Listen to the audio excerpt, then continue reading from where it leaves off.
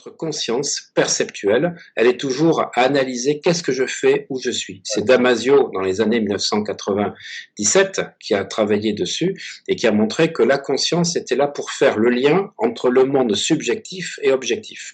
Et quand je rentre en méditation, je me coupe du monde subjectif. Je rentre dans le monde objectif qui est de mes sensations.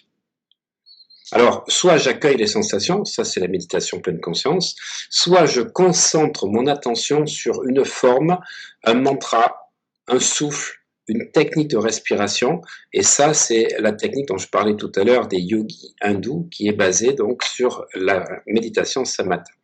Alors, on peut donner déjà un premier exercice pour les gens qui sont connectés, qui nous regardent, de fixer son attention là sur le mur qui est en face de vous ou dans la pièce, et de porter votre attention comme ceci en fixant au loin. Et tout en regardant ce point que je suis en train de faire en même temps que vous pour vous montrer l'exercice, eh bien je vais compter les bruits qui sont en train de se manifester. Par exemple, j'entends le bruit du voisin, je vais dire 1. Bon là c'est pas le cas, je fais comme si c'était le cas. J'entends le bruit d'une voiture, 2.